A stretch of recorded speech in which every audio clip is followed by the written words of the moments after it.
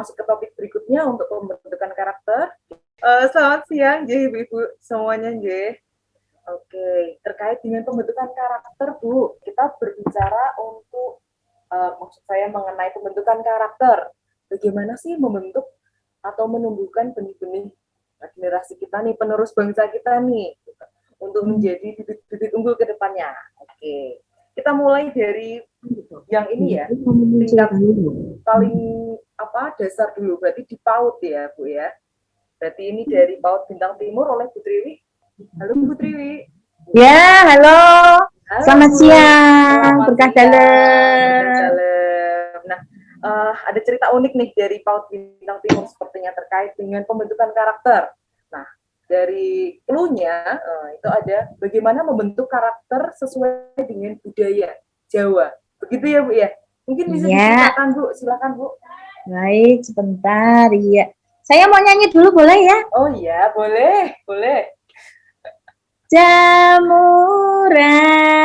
yo kita jamur apa? Yo kita jamur kacik becici saoro-oro sira badhe jamur apa?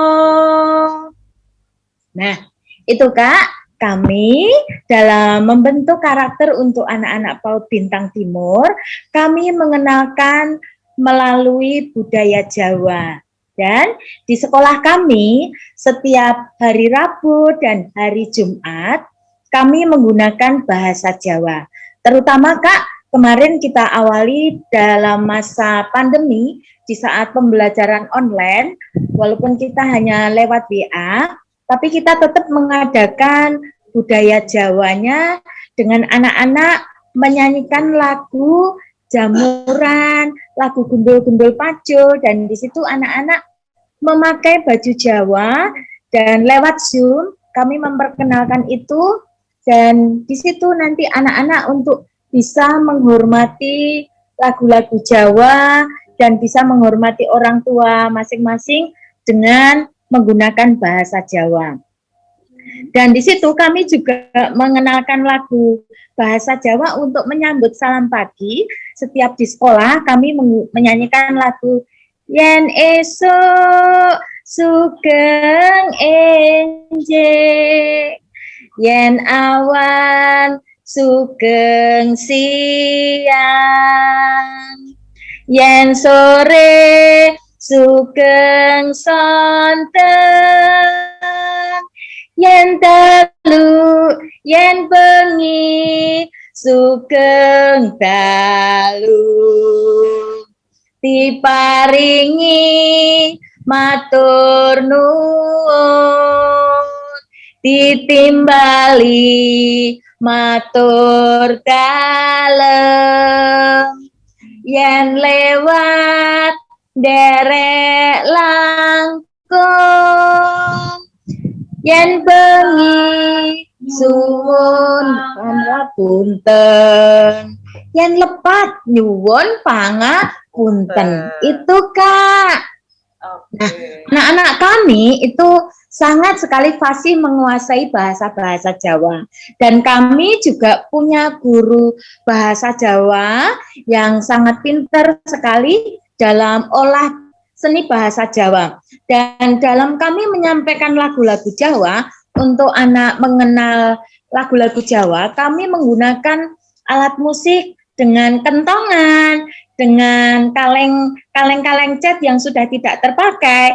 Kami gunakan untuk mengiringi lagu-lagu Jawa tersebut sebagai kami kenalkan untuk alat perkusi. Nah, jadi dengan demikian anak-anak PAUD Bintang Timur itu sedikit banyak bisa mengenal bahasa Jawa. Misalnya setiap hari Rabu itu salam pagi yang kami gunakan, yaitu saat kita bertemu dengan anak-anak itu selamat pagi anak-anak, dan nanti dari salah satu bunda itu sugeng enjang anak-anak, nanti anak-anak menjawab sugeng enjang bunda, gitu. Kami para bunda menggunakan bahasa Jawa seperti itu. Nah, jadi dengan membentuk karakter itu, kita memulainya dari bundanya dulu. Setiap hari Rabu dan Jumat kami fokus untuk menggunakan bahasa Jawa. Dan dari situ supaya anak-anak nanti bisa juga meniru apa yang kami sampaikan. Dan di sekolah kami, puji Tuhan, anak-anak setiap hari Rabu dan hari Jumat itu bisa menguasai bahasa Jawa yang kami sampaikan. Dan di situ karakter yang kami bentuk supaya anak-anak bisa handarbeni kebudayaan Jawa yang kita miliki. Karena apa, Kak? Kita ini adalah orang Jawa, jadi harus bisa melestarikan bahasa Jawa, kebudayaan Jawa, dan istilahnya apa? Handarbeni semuanya. Dan puji Tuhan, seluruh perjuangan kami itu semua karena berkat dari Tuhan. Begitu, Kak?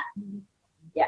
Dan puji Tuhan di sekolah kami itu mendapat akreditasi A, dan siswa-siswa kami itu ada 48 anak. Puji Tuhan semuanya baik dan kebanyakan semua beragama Nasrani. Itu, Kak, pengalaman dari kami dari PAUD Bintang Timur. Terima kasih. Terima kasih Bu Triwi untuk hiburannya ya, sudah mengingatkan kami semua untuk bahasa Jawa yang seperti ini lagu-lagunya karena sudah lama sekali tidak dinyanyikan.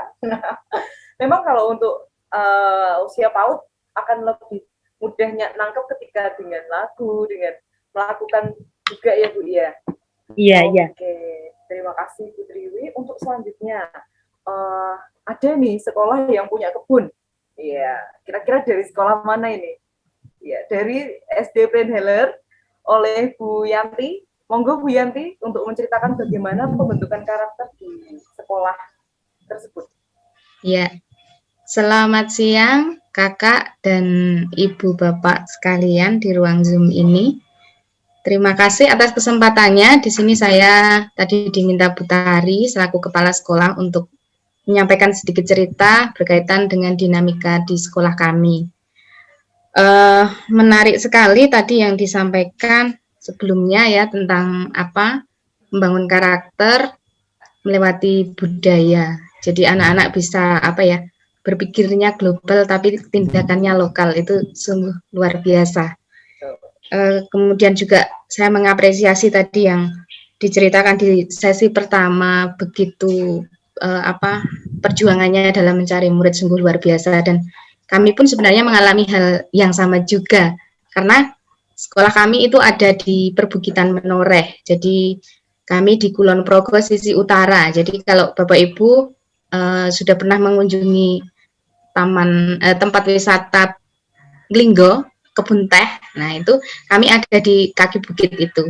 Jadi kita pun juga mengalami hal yang sama. Nah, di sini saya akan membagikan sekolah kami SD Prenheller Kalirejo itu berada di perbukitan Menoreh dengan jumlah siswa juga sedikit. Jadi kami hanya 41 siswa dan rata-rata per kelas itu juga sekitar 7 anak ya.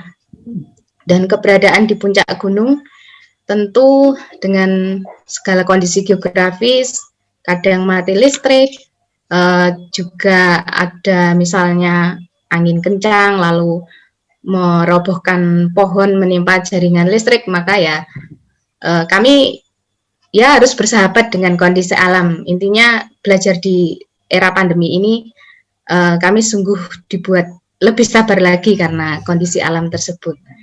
Nah, betul bahwa tadi lalu kita juga banyak mencari murid di sini, dan terkait dengan karakter sebenarnya ini hanya poster saja, poster yang sedikit menggambarkan sekolah kami. Jadi kegiatan yang khas di sekolah kami itu tadi sudah disebutkan namanya pertanian organik. Jadi sekolah kami memiliki kebun yang ada di bawah sekolah kami dan juga ada di atas sekolah kami. Itu dimanfaatkan oleh anak ketika di sekolah untuk belajar berkebun, bertani organik, sayur mayur dengan sistem organik. Jadi hanya menggunakan pupuk kandang yang itu diolah sendiri. Dan bibitnya juga dibenihkan sendiri oleh para pendamping pertanian organik. Nah, juga ada kekhasan lain selain ini, di sekolah kami itu setiap pagi ada kegiatan opera. Opera itu artinya bekerja. Jadi melakukan pekerjaan bersama dengan Bapak Ibu guru di dalam tim masing-masing, ada yang menaikkan bendera, ada yang menyapu, ada yang asah-asah. Asah-asah itu mencuci perabotan ya, karena bahasa Jawa itu istilahnya. Kemudian baru nanti melakukan kegiatan pembelajaran dan diawali dengan doa. Biasanya kami doa di halaman. Nah, yang ketika belajar dalam masa pandemi itu hal ini tentu menjadi sedikit harus disesuaikan karena anak-anak tidak berada di sekolah. Dengan cara bagaimana? Jadi kami meminta orang tua untuk anak-anaknya dilibatkan dalam pekerjaan di rumah. Jadi ketika pagi bangun tidur, setiap hari mereka melakukan opera. Operanya apa? Dari mulai bangun tidur, berdoa, kemudian merapikan tempat tidur, melipat selimut, membersihkan kamarnya, lalu nanti setelah itu bisa membantu, ada yang menyiram, ada yang menyapu, ada yang membantu memasak. Nah, seperti itu yang dilakukan, dan itu biasanya dipantau dalam grup WA kelas. Lalu anak-anak mengirimkan foto kegiatan mereka, foto opera mereka di pagi hari. Ada yang mencuci, ada yang menyetrika, ada yang juga memberi makan ikan di kolam mereka. Kemudian ada yang ngomong adiknya. Ya, pokoknya pekerjaan di rumah apa yang bisa mereka bantu. Itu kegiatan opera. Kemudian setelah kegiatan opera, anak-anak biasanya mengikuti pembelajaran dari Bapak Ibu guru masing-masing melewati, ada yang kalau daring pakai Zoom atau Google Meet, dan juga ada yang pakai grup WA. Karena keterbatasan orang tua dalam membelikan paket data, itu sekolah kami kan mengajukan lewat Dapodik itu untuk supaya anak-anak bisa memperoleh subsidi paket data. Nah, itu bisa digunakan untuk pembelajaran daring. Dan selebihnya, karena ternyata ketika daring pun anak-anak juga merasa kurang, karena tatap maya itu bagaimanapun juga secara psikologis kurang erat, kurang akrab, tidak jumpa dengan kawan-kawan, sehingga keluhan orang tua di dalam grup wali kelas, wali murid sekolah itu kami tampung, kemudian kita rapatnya bersama wali, bersama DPP, bersama komite, itu untuk membahas bagaimana bentuk-bentuk yang bisa dimungkinkan untuk melanjutkan pembelajaran daring, dan akhirnya disepakati oleh wali untuk beberapa kali dalam seminggu itu gurunya melakukan kunjungan dalam kelompok kecil, dan itu orang tua menandatangani bukan perjanjian, kayak semacam fakta integritas untuk bahwa menyetujui kalau diadakan tatap muka, karena bagaimanapun ini resiko ini akan kita tanggung bersama-sama, dan puji Tuhan sampai saat ini anak-anak kami dan juga Bapak Ibu guru dalam keadaan sehat. Dan untuk pertanian organik di rumah itu juga kami usahakan tetap bisa dilakukan meskipun dengan berbagai kendala. Jadi bibit itu kami antarkan ke rumah anak-anak, kemudian anak-anak menanam berbagai jenis sayuran. Jadi kalau dilihat di poster itu siswa kami ini ada yang di rumahnya nanam sayuran pokcai namanya, ya. Itu lagi menunjukkan lagi panen. Biasanya ada kegiatan untuk kita masak bareng. Jadi dalam satu sekolah itu ada hari memasak dalam kurun waktu tertentu, kira-kira sesudah masa panennya dari sayuran itu, lalu mari kita buat acara memasak bareng. Itu nanti mereka juga mengirimkan hasil-hasil kegiatan memasak mereka. Jadi ya seru, rame begitu. Kemudian juga ada panen itu di sebelah gambar yang itu, panen tomat itu juga dilakukan di rumah. Jadi ada yang juga mereka kebetulan orang tuanya konsentrasi untuk bermata pencaharian sebagai petani juga nyambung ya. Jadi memang ya yang dilakukan ini kebetulan juga orang tua melakukan, sehingga anak juga supaya tidak tercerabut dari akarnya, tidak tercerabut dari tempat hidupnya masing-masing, kan mereka juga dari dari desa yang sebagian besar itu bermata pencaharian sebagai petani. Kalau yang foto tengah itu adalah foto ketika mencabut singkong di sekolah, di kebun sekolah. Nah, itu mereka masak juga, jadi dibuat getuk. Ya, terus yang di atas itu juga kegiatan sekolah, itu ya tanam padi. Kami bekerja sama dengan kelompok tani lestari yang ada di sekitar kami untuk kalau setiap kali mereka sedang melakukan kegiatan tanam padi atau mewiti, kemudian panen itu biasanya lalu kami dipanggil, diberitahu dan diberi undangan untuk mari anak-anak kelas 5, ini jatahnya untuk kita bertani di sawah. Jadi ya seperti itu yang kita lakukan di sekolah, karena dari pertanian ini karakter yang ditumbuhkan diantaranya religiusitas itu jelas, karena ketika melakukan kegiatan menanam itu kan setelah ditanam biasanya didoakan, kemudian juga menumbuhkan rasa kasih sayang, rasa peduli kepada sesama, kan sesama itu tidak hanya manusia tetapi juga tanaman, lingkungan di sekitar kita. Kemudian juga betul. Kemudian juga menumbuhkan disiplin. Bagaimana kalau anak-anak kelewat 1 atau 2 hari saja dalam menyiram, kan kalau kita tidak disiplin berarti tanamannya juga akan layu dan akhirnya mati, seperti itu. Kemudian tanggung jawab di sini juga dikembangkan.